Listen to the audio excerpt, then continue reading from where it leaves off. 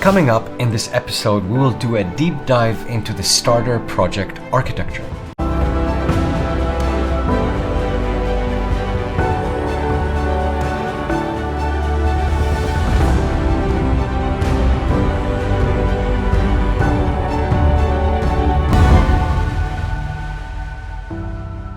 Welcome to the second video episode in the Game of Life in Python series. Before we begin changing any code, let's explore the starter project architecture and understand the design decisions and why we designed our classes the way we did. In episode 1, we talked about the overall journey, from a console game of life to a multi-session server-backed simulation. But before we write any more code, I want you to see the architecture we already have in the starter project, which is available on Git under stage 1. We're going to look at the layers: the core, the engine, the UI, config, infra, and server. How do these layers match our UML class diagram? The layers are a little higher level than the classes. Also, we're going to explore where the solid principles are already baked into the architecture. And of course, where do the design patterns such as strategy, factory, builder, observer, state, and adapter, where will they live as the project grows? So think of this lecture as the map you will keep in your head while we go deeper in later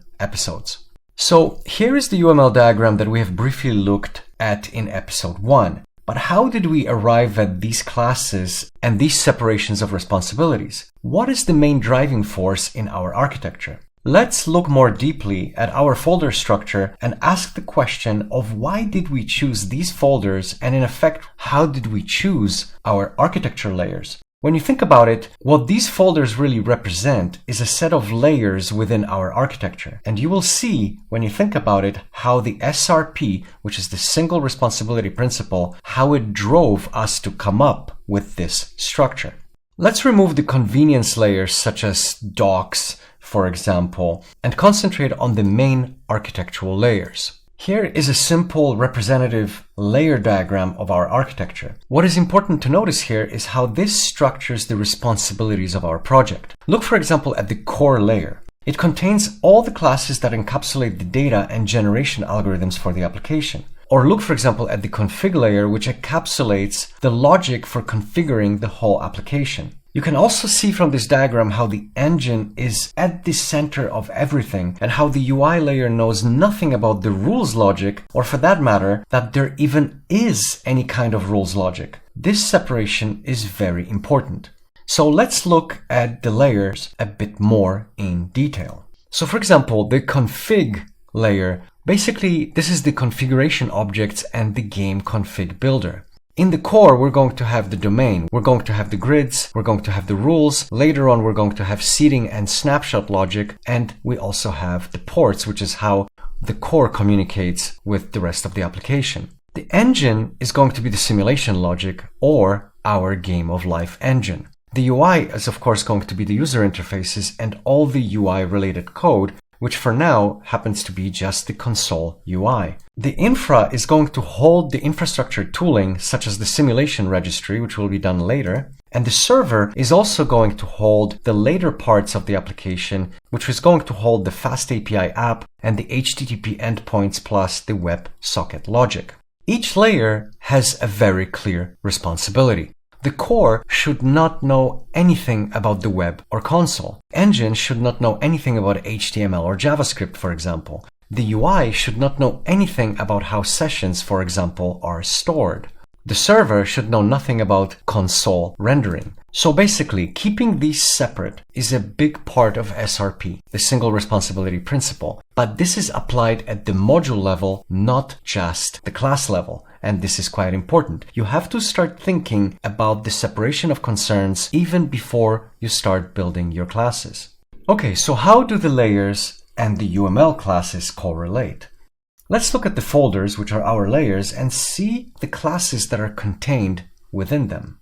Now, for convenience, I have broken up each layer into one or more source files so that logically the abstractions are nicely separated and we are not overwhelmed with big source files. This is a good rule to follow in general. So here we have all of the source files for stage 1 implementation. Let's go through them file by file and see what is contained within each. So, for example, the game_config.py is going to hold the GameConfigBuilder and the GameConfig classes. Within the core, the grid.py is only going to hold for now the cell and the grid classes. The RulesFactory.py is going to simply contain the RulesFactory interface contract. And within the rules_strategy.py, we're going to have the RulesStrategy contract and the ConwayRules implementation.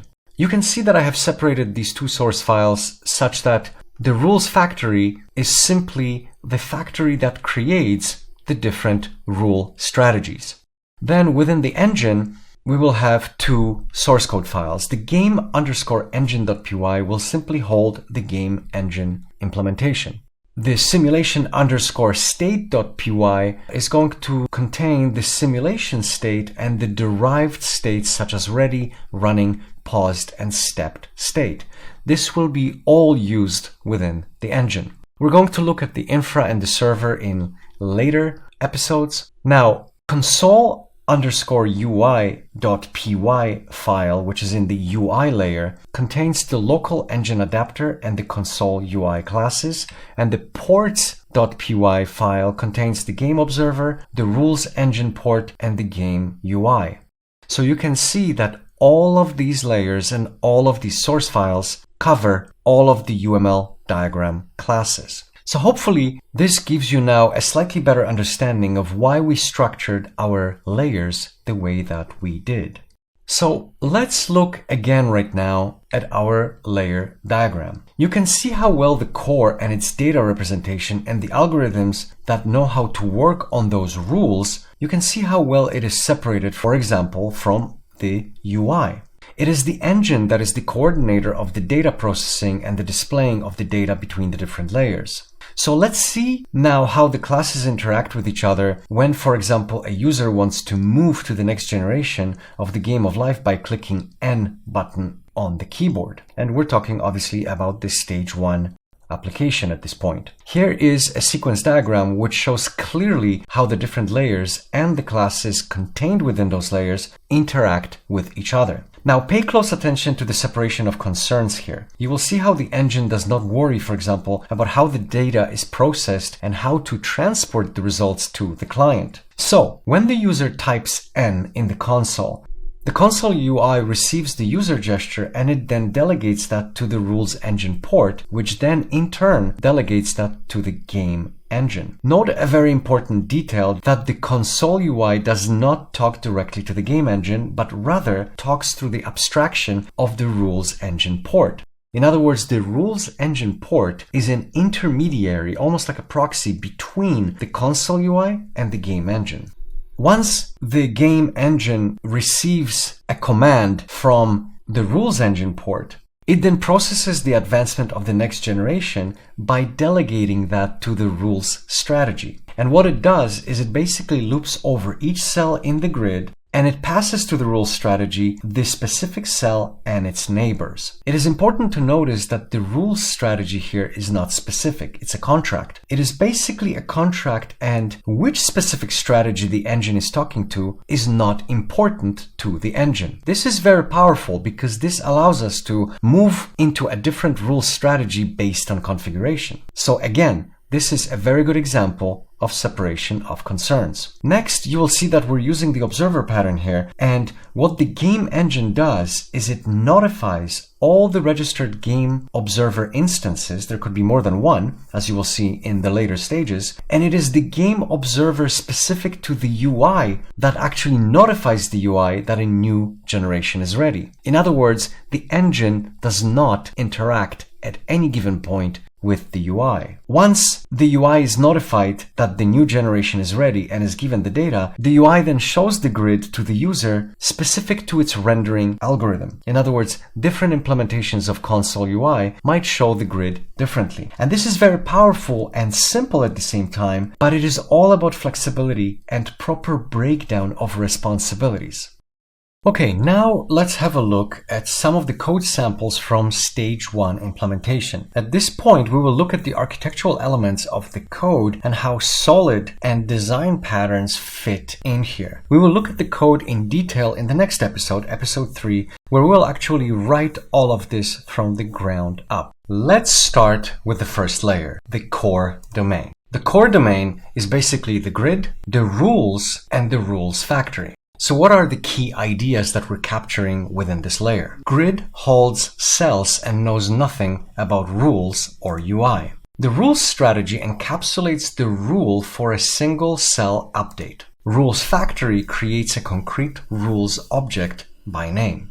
Look at the simple separation of concerns here. We have rules that know how to decide if a cell should be dead or alive. We have a rules factory that can create a given rule we want by name. And we have the current data snapshot of our grid, which only knows about all the cells and if a given cell is dead or alive. So notice the SRP in action here. Grid only cares about the cells. Are they alive or dead, the positions and the iteration. So basically, you can go to any position within the grid and find out whether the cell in that position is alive or dead. And you can also get a full iteration of all the different cells within the grid. That is all that we need. It does not decide whether a cell should live or die, and the grid does not print anything. That is the single responsibility principle in action.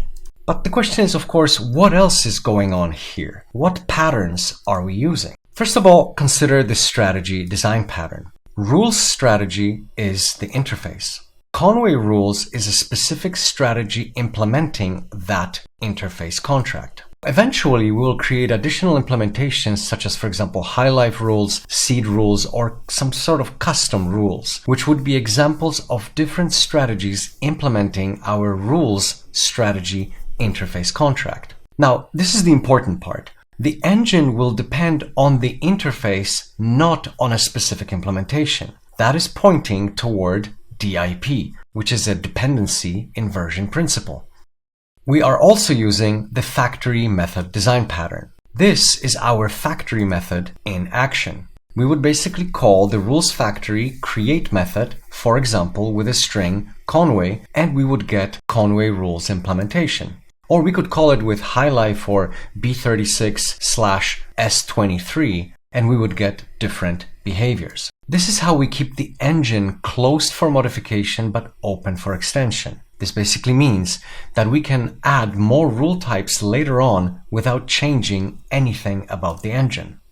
So let's quickly go over the code. Let's have a look at the grid. We have a very simple cell here, and then we have the grid initialized by rows and columns. And then basically, since this is an encapsulation, we have very simple methods. We can check whether a cell in a particular row and column is alive. We can also set its alive value. By default, it's going to be true, but we can set it to be false. We have a way of iterating over all the cells. So basically, this returns an immutable value object. And then we also have a very simple helper method, which basically counts all the alive neighbors for a specific position, for a specific row and column. This is all that the grid does.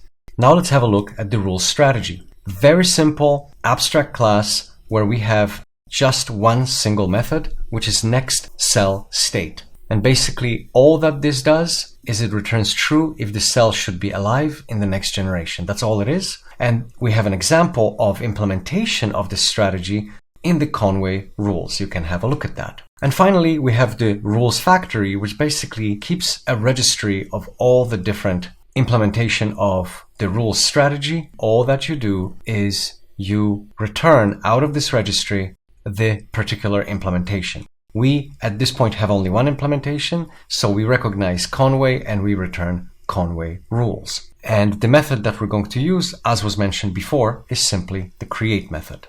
And finally, here is how in the engine it will be used. You can see right here that rules is set to be rules strategy. So notice that the actual type is rules strategy. So it doesn't know, the game engine does not know at all what type of strategy it's using. and it basically creates the specific rules strategy that it's going to use using the RulesFactory create method and some sort of a configuration name. That's basically all that this does. All right, let's move to the next layer.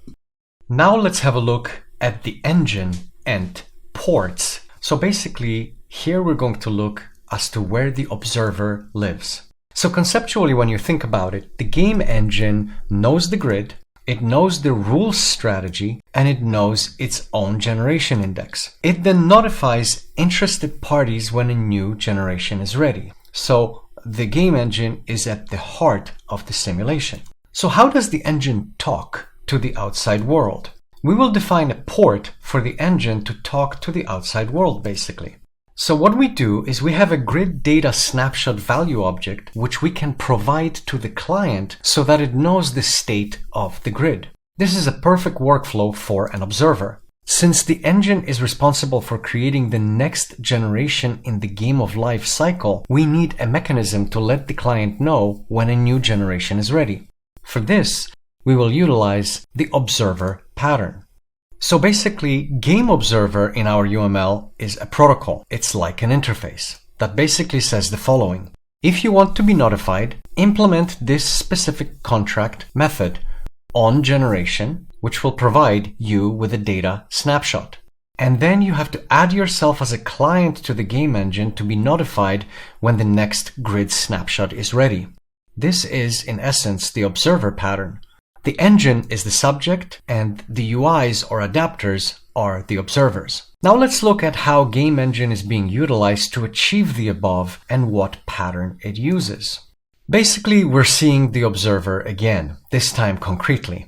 Subscribe adds an observer to the engine. Step once computes the next generation and then calls notify observers to basically let all the observers know that a new data snapshot is ready. Any object with on-generation snapshot can register. It could be a ConsoleUI, could be a WebSocket adapter, logger, etc. Anything that follows the contract can register with the game engine. Also notice that this is basically DIP, dependency inversion principle.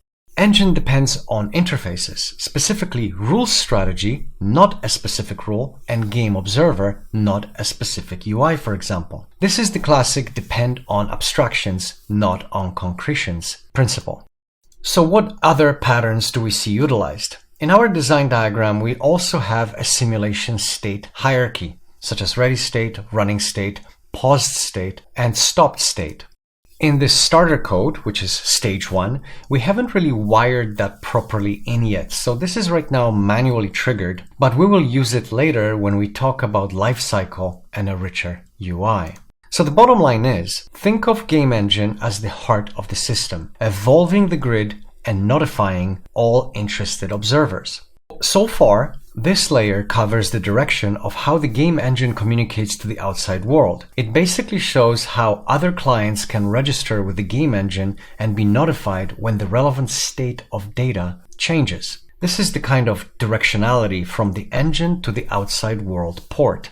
In a bit, we will see how the outside world communicates with the game engine. Think of a similar level of abstraction. This is where we would communicate the other way. The outside world communicating with the engine port. Let's quickly have a look right now at the game engine code. You can see right here that we have the subscribe method, and this is where an observer would add itself to the game engine. And then you also see that we have a notify observers method, which basically goes through all the observers and simply calls their onGeneration method. This is really how simple it is. And you can see that this is actually triggered right here at the bottom in advanced generation. This is our core step algorithm. When a new grid is created, we notify all of the observers. And if we go into our ports right here, you can see that inside our ports in the UI, you can see right here that we have the definitions of the game observer, and then we have the game UI. So the idea basically is that GameObserver is a very simple protocol that defines an observer pattern, and it basically allows anything that is interested in the generation to be updated. We then also define an extension of the GameObserver, which is the GameUI. GameUI is an observer, but it is also driving a loop. This is almost like a bit of like a game engine when you're actually creating games. It's very interesting. We will see how the GameUI is utilized a little bit later. We will look a little bit later into the RulesEnginePort when we talk about talking to the actual engine. Alright, so we have covered the observer pattern. The next thing is going to be how the configuration and the builder pattern are actually being used. Alright, so let's have a look right now at the configuration or the config layer. So basically what we're talking about here is config and builder, and what we're doing is we're keeping the construction clean. So one common problem in bigger projects is constructor explosion. Lots of positional arguments, hard to read, easy to mix up. To avoid that, we use a tiny builder for the configuration. Here's an example of how it would be used. You basically create a GameConfigBuilder object, which is initialized then with specific choice of arguments. So you can go with size, with tick milliseconds, with rule, with random seed, etc. And then you build it. That creates an easy to read configuration object. And this is then how, for example, you would pass that configuration object to the engine. The important thing to notice here is that the engine itself does not care about the complexity of the GameConfigBuilder. The GameEngine constructor simply is just one argument. So basically what that is a builder pattern. It keeps our construction code readable and extensible. For example, if we want to add more configuration options later, for example, some sort of a wraparound edges, color palettes, or UI themes, we simply add them here, meaning in the builder, without breaking any existing code. So if you go back, you can see that no matter how we change the configuration, the game engine initialization, meaning how we call the game engine, does not change. What else does the builder pattern help us with? Well, it also helps with SRP and open-closed principles. Basically, game engine takes a single game config and doesn't have to keep growing its constructor. We can extend configuration capabilities in one place, which is the configuration builder itself. So let's quickly have a look at the code itself. We have the class GameConfig, which is basically a value object. As you can see, it can be very easily extended. And then we have a class GameConfigBuilder, which acts as our builder. You can see that we have a simple initialization, which initializes the GameConfigBuilder with some sort of defaults for all the values, and then we provide very simple convenience initializers, or basically simple initialization methods, such as with size, with tick milliseconds, with rule, with random seed, etc. And then we have the build method, which builds the whole object with the values that we have provided, or if we haven't provided any values, then with whatever defaults were left out. This is actually very simple. It's very nice. If we want to add anything new in the future, we can easily extend this, and that will not break any existing code, and that is an absolute bonus. All right, so now let's move to the last piece in our puzzle, and that is going to be dealing with the UI, infra, and the server, which is where our adapters are going to live. Let's go into the last piece of our architecture. Alright, so let's talk right now about the UI, infra, and the server layers. This is basically where the adapters are going to live in our architecture. So first of all, let's talk about how do we control the loop of our simulation. We know that the engine creates the next generation of the grid, and it then communicates that to registered observers. But where is the controller that decides how quickly, for example, the generation steps occur? How does the simulation actually start and keep on going? For example, how can we run the simulation so that each grid generation happens, for example, every 1 second or every 2 seconds? And how do we pause or stop the simulation? So let's talk about the controller aspect of our application and our architecture. So it is clear that something must start the simulation and then keep on requesting a new step in the simulation. To make this mechanism generic, we have to be careful on how we design this. We are in effect designing a mini game engine. In concept, this is very similar to real game engines such as Unity, Godot, or for example, the Flame game engine. So let's talk about the game loop, because what we need is a game loop. We already have a way for the engine to communicate with the client observers, but we still need a way for the clients to control the engine, including being able to start, pause, and stop the engine. And this is where the ConsoleUI enters our architecture. It is both a controller and an observer. It is the part of our code that creates the main game loop, and it also knows when the grid has been computed to trigger the next generation. So the ConsoleUI is responsible for starting the loop, communicating with the engine, and then rendering to the user the outcome of the engine. That's why it's a ConsoleUI. So ConsoleUI, which extends GameUI, basically does two important things. First of all, we have the on generation, which is the observer part of this, which when notified by the engine, it will simply render the snapshot of the grid. But we also have the main loop, which is what is driving this whole application. What you see in the above code is a simple controller observer that renders snapshots in the console. ConsoleUI implements GameUI, which in turn implements GameObserver. We're going to look into that in just a second. It subscribes to the engine to get the grid computation notifications from the engine. And then it just renders the grid snapshot to the terminal and triggers the next grid generation. This is our first view of the system coupled only to the ports defined in the core ports.py. So let's talk about communicating with the engine, the adapter pattern. How does the UI communicate with the engine?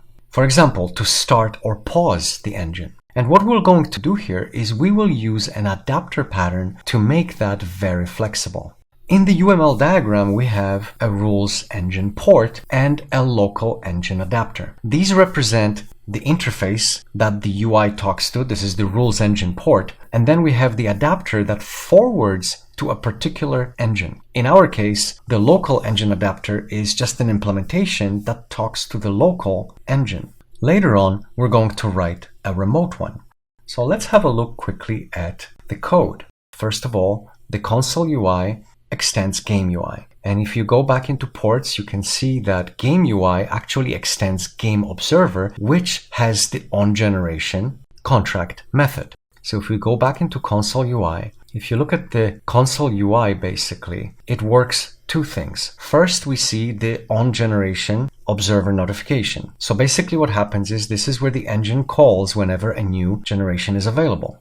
And you can see that we have the self.render. This is where the actual grid is going to be rendered. But we also have this main loop. And this main loop is really what is running the whole application. Notice that we basically have a while true, and then we're going to expose a command line here. And we're looking for commands such as N for next, A for auto running, and we also have a stop. So basically what this loop is doing is it's controlling the game loop. You can look into this code, and we're going to obviously go through this code later on, but let's go back. Our ConsoleUI extends GameUI. Let's look at the GameUI. You can see that the GameUI has an abstract method, which is the main loop. So notice that this GameUI is a contract that we can later on use to create, for example, a loop for a web application, not necessarily just a console one. So this is quite nicely abstracted. Okay, great. But the question still is, how does our UI talk to the engine? So we have right here the RulesEnginePort, which is based on a protocol, and you can see that we have a number of methods: start, pause, resume, stop, and step once. So how is this utilized by ConsoleUI? If you go into ConsoleUI, you can see that ConsoleUI actually extends the RulesEnginePort to create a LocalEngineAdapter. And notice that what it does here is in the initialization, we initialize the adapter to point to the local engine. And then all that we do is we simply call the start, pause, resume, stop, and the step once methods of our engine. And then if you go into the ConsoleUI right here, you can see that we have right here self.engineport is equal to engineport. That is really what we're doing. We're passing into the initialization the engineport implementation. Notice that what we're passing is a contract, but actually what we're going to pass to it is this implementation above. So hopefully this gives you a much better idea of what is happening here architecturally. Later on, for example, when we create a remote engine adapter, it will actually in the start, pause, resume, stop, and step once methods what it's going to do is it's going to actually use WebSockets to talk to a remote engine. But again, it will be talking through RulesEnginePort. It will not know that it's actually a remote port. So this is quite important from an architectural perspective. Let's go back to our slides. Right now, in our stage 1, we just have a simple local implementation of the engine. But what if we have many clients later on, web clients, for example, connecting to a server-based engine? We would need some sort of a session management. So currently, our stage 1 solution, there's just a single session running for the terminal client. This is where LocalEngineAdapter is used. It represents a single session connection to the engine. But what would we need to do to extend this in the future to, for example, be able to control multiple sessions per engine, meaning many clients? And here is a hint of what we will do in the future. We're going to create a simulation session, and notice that the simulation session is going to have a game engine within it. And then we're going to have something called a simulation registry. And notice that the simulation registry is simply a collection of sessions in a dictionary. Creating a session will basically take some sort of a game configuration and an owner ID. And then, of course, we'll have a simple method to list the sessions. Now, you don't have to necessarily parse through this. This is just for me to show you what will be happening in the future. And right now, this is nicely abstracted because notice that there is nothing here that is specific to what kind of game engine we're going to be using. It's still just a game engine contract. So basically, the simulation registry is the beginning of our infrastructure layer. It gives us multiple game engine instances in memory. And basically, this would give us a clean separation between how we store sessions and the engine itself, and it would give us the ability to connect many clients to the same remote engine. This, of course, means that we would need some way of being able to remotely communicate with the engine instance. And this is where we would create some sort of a remote engine adapter implementation. It would be a remote implementation of the RulesEnginePort contract, but this adapter would hide the fact that we're communicating through WebSockets or HTTP protocol. And the engine itself wouldn't change at all. And this new implementation would go into a server layer. All right, so this was a quick dive into the actual architecture. We're going to start doing some coding in the next episode. So let's do a quick wrap up. You should be able to understand the following. What is the role of each layer? The core, the engine, the UI, the config, the infra, and the server. You should also understand where our main patterns live. Strategy, for example, which is the game of life generation, uses RulesStrategy. The factory method is in RulesFactory. The builder is inside GameConfigBuilder, and the observer is inside the game engine and GameObserver, such as, for example, ConsoleUI, and later on in WebSocket queue, etc. You have to also kind of understand where we will later add the state, which is simulation state, and its subclasses, the adapter, RulesEnginePort, which is local versus remote adapters for UI. So ultimately, you should have a better idea of these elements right now. And you should have hopefully a better picture of how the architecture has been structured so that it will be easier for us to add all these pieces. But of course, as we're going to start coding this, you will see how the architecture nicely starts putting all of the pieces of the puzzle together. And more importantly, you will be able to easily change and adapt some of the pieces of code without actually having to change any other underlying elements of the application. All right, so what is next? In episode 3, we will zoom into the domain model, the grid, the cell, and the neighbor counting logic. We will do a small hands-on exercise computing neighbors on a 3x3 grid to really connect the math to the code. We will basically start coding the stage 1 solution from the ground up, starting with the core layer. Note also that the code for stage 1 is in the description of the video. You can get it from GitHub, and I encourage you to go through the code, run it, and come back when we have the next episode. I'm going to see you soon, and as always, keep on coding.